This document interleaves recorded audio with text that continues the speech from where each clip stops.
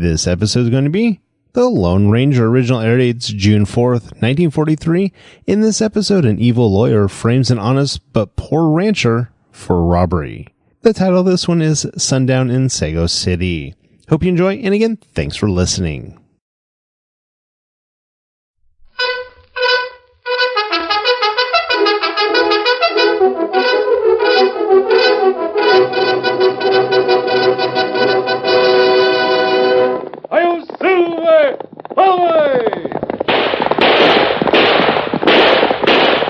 A fiery horse with the speed of light, a cloud of dust, and a hearty "Hi-Yo, Silver!" The Lone Ranger.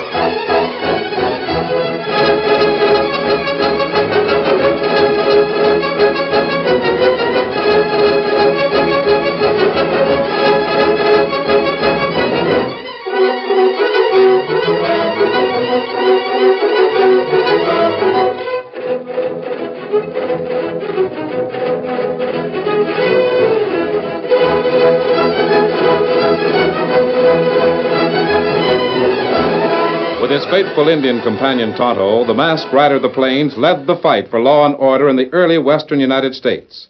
The stories of his strength and courage, his daring and resourcefulness have come down to us through the generations. And nowhere in the pages of history can one find a greater champion of justice. Return with us now to those thrilling days of yesteryear.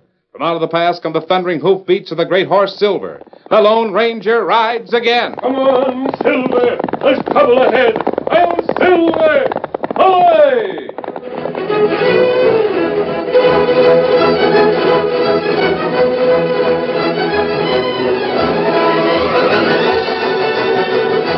The West Texas town of Sago City was in the dry and merciless clutches of a prolonged drought.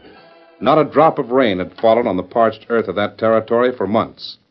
Craig Bullock, whose law office was above the bank, considered these two facts as he descended the stairs and walked out onto the street. Bullock was a tall, gaunt man, slightly stooped, with features that resembled nothing so much as a death's head. His eyes were hard and unblinking behind steel-rimmed glasses. When he spoke, it was in a low monotone, as flat and dry as sun-baked dust. Apparently, he was a man without nerves. He was never surprised, never resentful, and never friendly. A circuit court judge in Missouri had noticed these things several years ago when he had said, "You are a disgrace and a blight upon the legal profession. In my opinion, the only cure for a man so evil, so grasping, so murderous and depraved is the gallows. I deeply regret that the jury's verdict permits me to sentence you to federal prison for only 25 years. You deserve far more than that."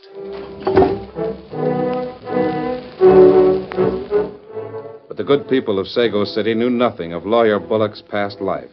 They knew him only as a dour and silent man who rarely spoke, as he did now to a group of ranchers who stood near the hitch rack. Good day, gentlemen. Pretty bad, isn't it? This drought, I mean. Pretty bad, all right. Yes. Yeah, worse than that. If we don't get some rain soon, it's going to kill what few of us are left. Yeah, it's a shame. Yeah, it killed through over 300 head of my stock. The rest of the critters are so weak they can hardly stand up. Well, what good would it do? There's nothing but parched weeds for 'em to graze on. That's right. You're Tall Hubbard, aren't you?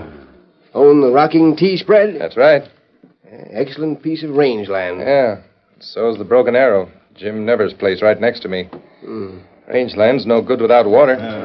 Let's see. How long has it been since we were fortunate enough to enjoy a little rain? 403 days. 403 days. It's odd that you should keep such an accurate count, Mr. Hubbard. Condemned prisoners keep a pretty good count of the days before they die. That's what this drought is to us, a death sentence. Strange that you should say that. What do you mean? Nothing. I wish there was something I could do about it, gentlemen. What's the matter, Bullock? The whole town's in trouble. Thought you lawyers thrived on trouble. Not this particular kind. Yeah, guess it doesn't fetch much business. It has been my experience, gentlemen, that there are more important things in the world than business, even legal business. I am sincerely sorry for all of you. If it were within my power to turn on the rain, you may rest assured I would do so. Good day, my friends. He's sure a lot of help. Yeah. Queer sort of cuss, ain't he? I don't know much about the practice of law, but that critter is one part of it I distrust. Look at him moseying down the street. Looks more like a pallbearer than anything else. Who are them two hombres he's talking to now? They're strangers in town. One of them's named Sloan, Lud Sloan. He's a land buyer from the east. The other fellow's called Pete. Lawyer Bullock seems to know him pretty well. I got an idea Bullock knows a lot more than he ever tells. Look, the three of them sure in a huddle.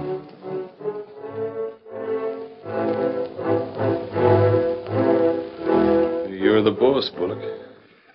When do we do it? Tonight. Be in my office by sundown. You want me there, too? What do you think I'm paying you for? All right. How about the sheriff? I'll take care of that. I'm on my way to see him now. Your office at sundown. We'll be there. Be sure you are. This is one job I don't want any hitch on.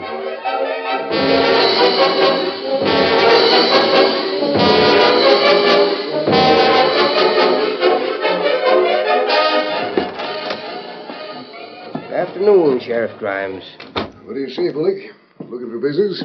I might be. Well, they got a drunk back here in jail. He might want a lawyer when he's sobers up. Does he have any money to retain counsel? Not a dime. Not interested. What's on your mind, Bullock? Want to see me? You're a good friend of Tal Hubbard's. I aim to be. Tall and I have been friends for years. And perhaps you can do a service for him. And also for me. What is it? I have a client. A man named Sloan. He's a land buyer. Recently arrived from the east. He wants to purchase Hubbard's ranch, the Rocking T. But your friend won't sell. I don't blame Tall. If I owned the Rockin' T, I wouldn't sell it either. It's heavily mortgaged, and because of this drought, hasn't made a cent for over a year. So is every other spread. All the ranches are in the same fix. The weather ain't their fault. Mr. Cartwright at the Cattleman's Bank tells me that Hubbard's case is worst of all, and his is the most valuable ranch. What's the idea of telling me all this? I thought perhaps you could persuade Hubbard to sell. Of course I won't. Why should I? Hubbard's desperate for money. I know it. But I can't blame him for not wanting to sell the Rockin' T. It's his home. That's immaterial. Maybe you think so. But Tall Hubbard homesteaded that land. He and his wife built the first house with their own hands. She died there. Toll's raising his daughter, the cutest little tyke that ever lived. Hubbard's family doesn't interest me. My client wants to buy the ranch. If Toll wants to sell, it's his own business. Then you won't help to influence him? Not a bit. I'm sorry. A man's friend should help him. Hubbard's so desperate for money, he's liable to do something foolish. Good day, Sheriff.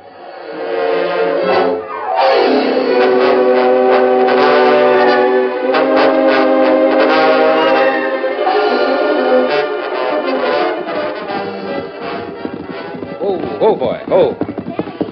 Daddy. Hello, Ginger. How's my girl? I've been cleaning the whole house. Washed the dishes and everything. Good. With a housekeeper like you, I guess I don't need to worry about hiring a cook, do I? Of course not. That's fine.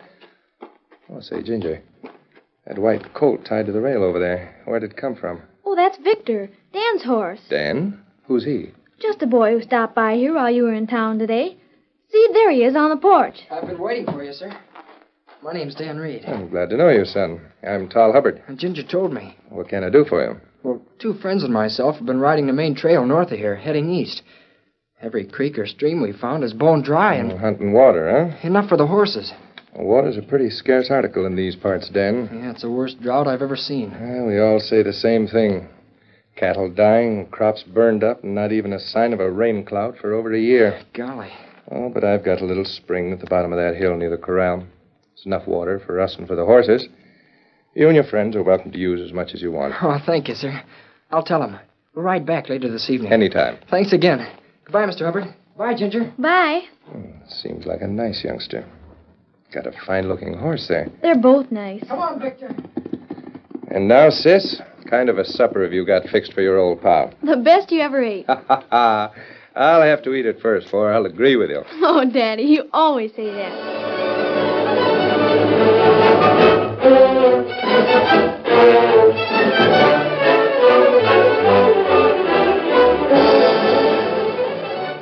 Do both of you understand perfectly what you're to do? Yeah, we've got it set. How about Cartwright? He's downstairs in the bank now. Alone. It'll be a cinch. Then we head for the Hubbard place, the Rock and Tea. That's right. You have the papers I gave you? Right here in my pocket. Come on, Pete. Remember, no slip-ups. Don't worry.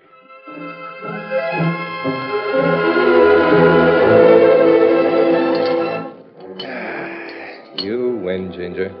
That was the best meal I ever ate. You look worried, Daddy. Is something wrong? Same thing, the drought. No water means no grass, and that means dead cattle. Cartwright at the bank won't loan me any more money to buy hay. Oh, I wish there was some way I could help. Oh, you are helping, honey. If it weren't for you, there wouldn't be any use in me trying to fight this thing. Oh, don't worry. It'll work out. I might as well get the dishes washed. I'll go down to the spring and get some water. Sure, but watch your step. It's dark outside. I know the way. No matter how tough it gets, I'm the luckiest man in the world to have a daughter like her. Wonder who that can be. Hubbard? That's right. Mr. Cartwright from the bank sent me out here. Cartwright? Why, I talked to him this afternoon. He didn't I say know. anything. After you left, he drew up this paper. Here, I want you to look it over. Why, this is a joint note made out to Jim Nevers and me. If we both sign it, Cartwright will make a loan of $50,000. Yeah. Why, this is great. With $50,000, Jim and I can buy enough hay for all our stock and weather the drought. Guess Cartwright figures that way, too. I wonder why he didn't mention a deal like this when I was talking to him today. Bankers are cagey critters. Between you and Nevers, you've got the best land in the state. With that kind of security, he can't lose. Of course not, and it's only for a year. You want to sign it? Well, sure, but... Then we'll go over to Nevers' place and see what he says. Oh, I know what Jim will say. He'll be just as pleased as I am. Oh, wait. There's a pen and ink right here in the drawer. Here, just tack your John Henry right under where it says Tall Hubbard. There. Hey, wait a minute. This paper I just signed is You the guessed one that... it, Hubbard, but you guessed too late. Lud. Come on in, Lud. Did you make... Say, you must have hit him pretty hard. Nothing like the barrel of a gun alongside the head to quiet a critter down. How's your shoulder? Well, feels a little better. We've got to plug him so he'll match it. Yeah, let's see. It's the right one, ain't it?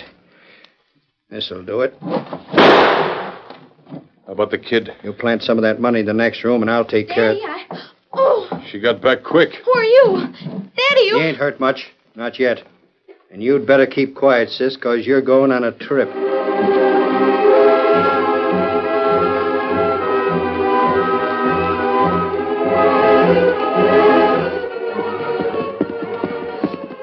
There's the spring. See right over there. Oh, hold on. Victor, hold on. Lucky you located water, Dan. Mr. Hubbard's very kind to let us use it. Easy, Silver. Not too fast, big fella. Yeah. Mr. Hubbard said it hasn't rained over here for over a year. I don't doubt it. Me see dry spell many time. Never see one bad as this. Yes, it's work. What's that? Let me go. Let me go. Hey, it must be Ginger. The little girl I was telling you about. No, let me go. Golly, that doesn't sound like a father. He's in trouble. Come on, Silver. Hit him up. Come on, Victor.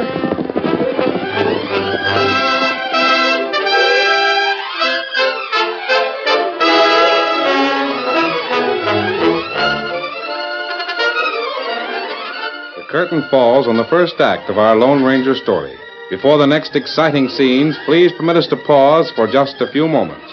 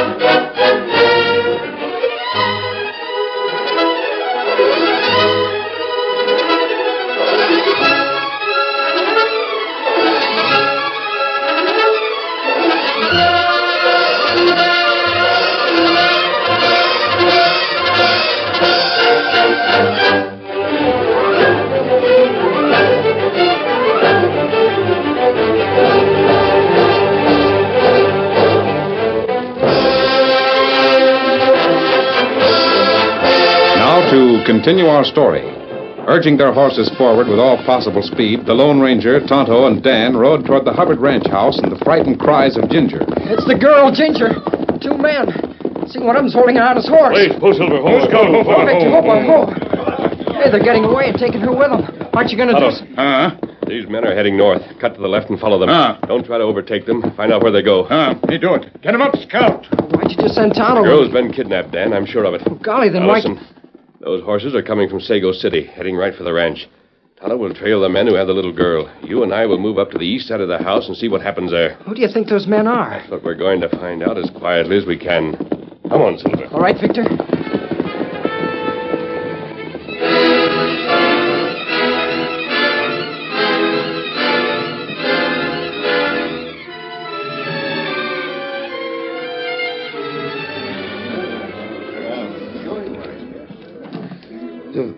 What happened? You got home all right. Yeah, with a slug in his right shoulder. Sheriff Rhynes. I'm sure glad to see you.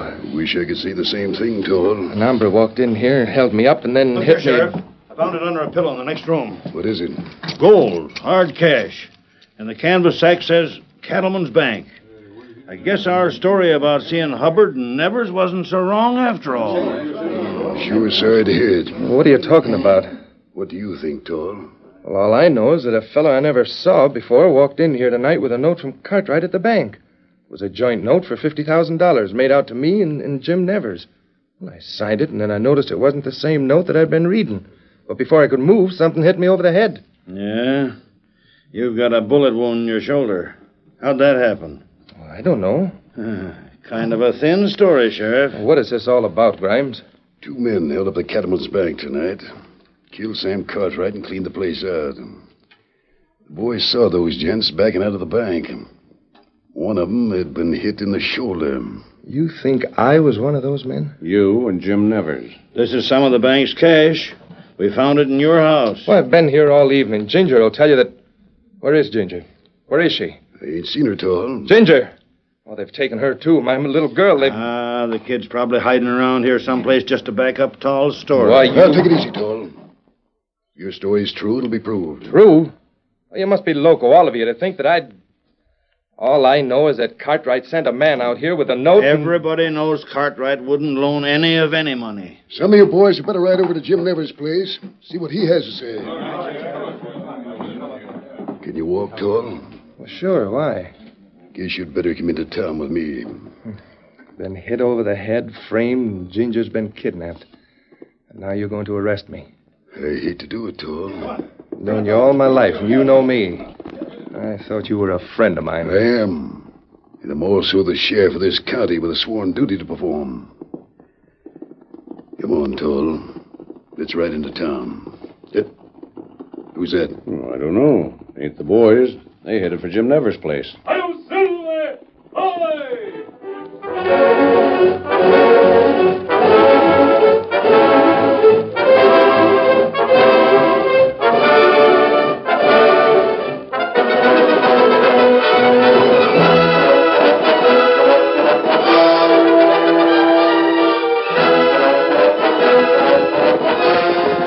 Tonto's already here in camp waiting for us. Oh, Silver. Victor, What did you find out, Tonto?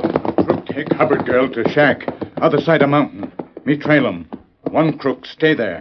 Other one leave. Take trail to Sago City. They must be holding Ginger for ransom. There's more to it than that, Dan. Mr. Hubbard hasn't any money. Then why else would... Whatever the plan is behind this, we must protect the girl first. You can handle that, can't you? Me handle it quick. Good. Take Dan with you. Oh, gee, Tell Tonto, Dan. He'll know what to do. And where you go, Kimasabi? I'll follow that posse into Sago City. Apparently, we're the only ones who know that Tall Hubbard is telling the truth. Come on, Silver. Golly. How are we going to save Ginger, Tonto? Oh, me not know. First we ride, and ride past. Get him up, Scout. Come on, Victor.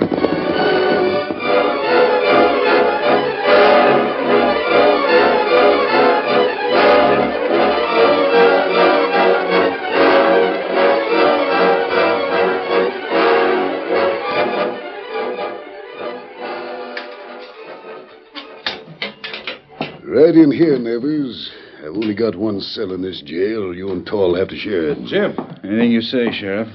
Hello, Tal. Have you gone loco, Grimes? Can't you see this is a frame-up? Jim and I didn't hold up any bank. An hombre came over to my place about 2 hours ago. He said you had sent him, Tal, and showed me the note you'd signed. Naturally, I signed it, too. Sure. The sheriff and a posse rode up and arrested me. I can't figure it out. Well, I can. Somebody's framed us. And they've kidnapped my little girl. Well, I'll send some grub back here so you fellas can eat. This whole thing is too much for me. Don't make sense. I thought Grimes was a friend of mine. Yours, too. I guess a lawman's got to think of his duty first. He said he'd help us every way he could. How? By keeping us locked in his jail while kidnappers get away with my daughter?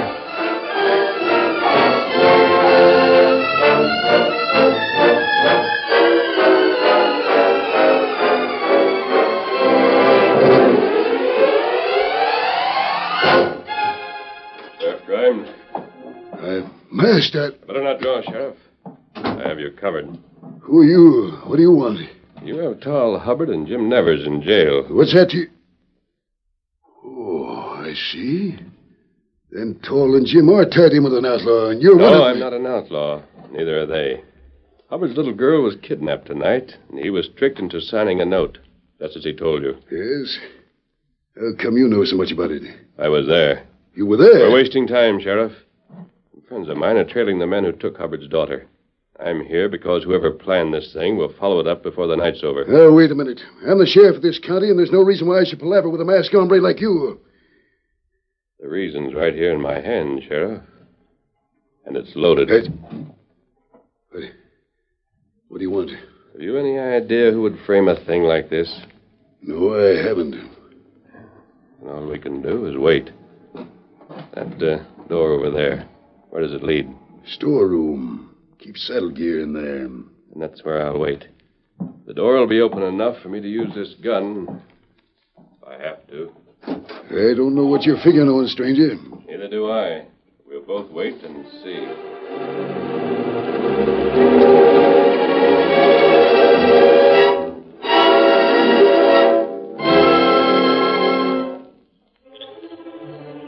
This crook shack here. What are we going to do? You knock on door. When man come out, we get him. All right.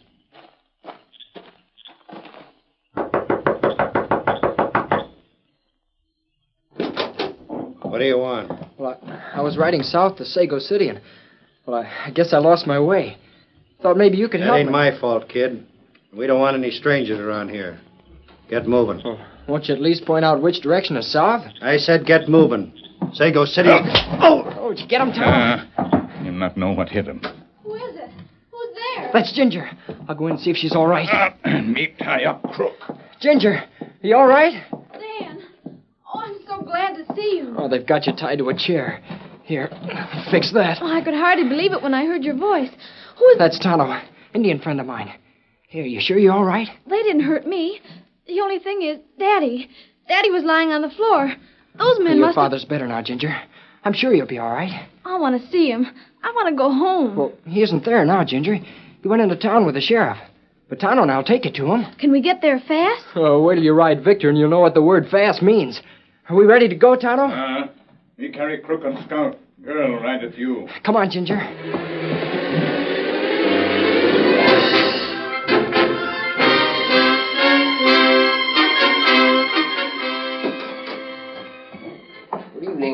Sheriff. Well, Lawyer Bullock. I don't believe you're acquainted with Mr. Sloan, one of my clients. Glad to know you, Sheriff. Well, sit down, Chance. What can I do for you? Thank you. Quite a bit of excitement this evening. Bank robbery and murder? Yep. I understand you've captured the two ranchers responsible for the crime. You mean Tall Hubbard and Jim Nevers? Got them locked up in the cell now. I'm glad to hear it. Lawlessness should be punished promptly. What's the matter with your shoulder, Mr. Sloan? He sprained it. Fell off his horse. Yeah, that's right. I was just going to remark, Sheriff, there's a lot of truth in that old saying. It's an ill wind that blows no one good. What do you mean by that? This regrettable affair at the bank and the unfortunate death of Mr. Cartwright. As you know, my client, Mr. Sloan, has been trying to buy property in this area. Well? Failing in that, he decided to buy stock in the cattleman's bank. In fact, he purchased controlling stock. What's that got to do with me? Just this. As the bank's new president, Mr. Sloan finds himself in the odd position of holding mortgages on property owned by the very men who robbed the bank. Hubbard and Nevers? Exactly. But Mr. Sloan is a very fair man and an understanding one. What do you mean? He realizes that this terrible drought probably made these men desperate. They are more to be pitied than censured. Therefore, my client wants you to tell everyone in town that they won't lose a cent through the robbery. Mr. Sloan will personally make up every dollar that has been stolen. That's mighty generous of Mr. Sloan. However, in view of the circumstances, he will be forced to foreclose on the Hubbard and Nevers mortgages. I thought Toll told me those loans had a few more months to run. As a matter of fact, they were both due and payable yesterday. Here, you can see for yourself. The dates are right there, with the signatures of Hubbard and Nevers. That's all I wanted to know. An outlaw! Masked! I don't have to go for a gun.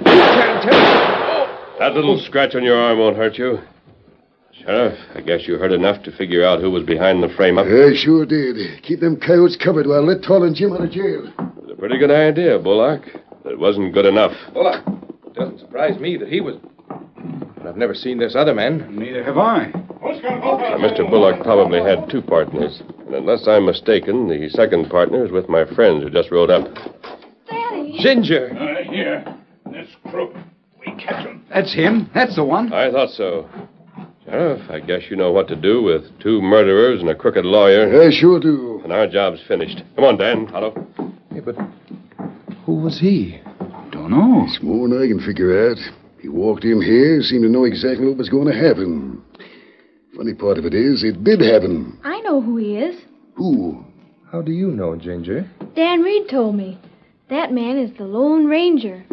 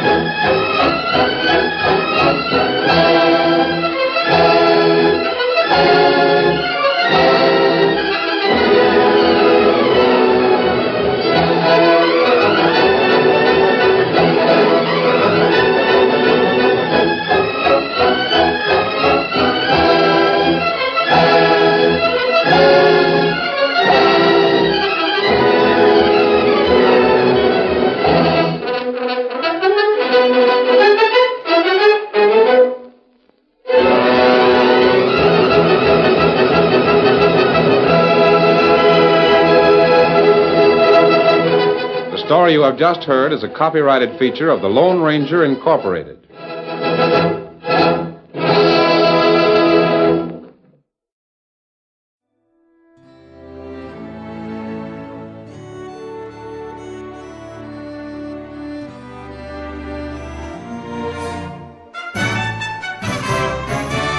This has been a presentation of OTRWesterns.com, and we hope you enjoyed. please take some time to like and rate our shows in your favorite podcast application. Follow us on Facebook by going to otrwesterns.com/Facebook. Join in the conversation by going to otrwesterns.com/Discord. And don't forget to send us an email, podcast@otrwesterns.com. This episode is copyright under the attribution, non-commercial, share alike copyright. For more information, go to otrwesterns.com/copyright.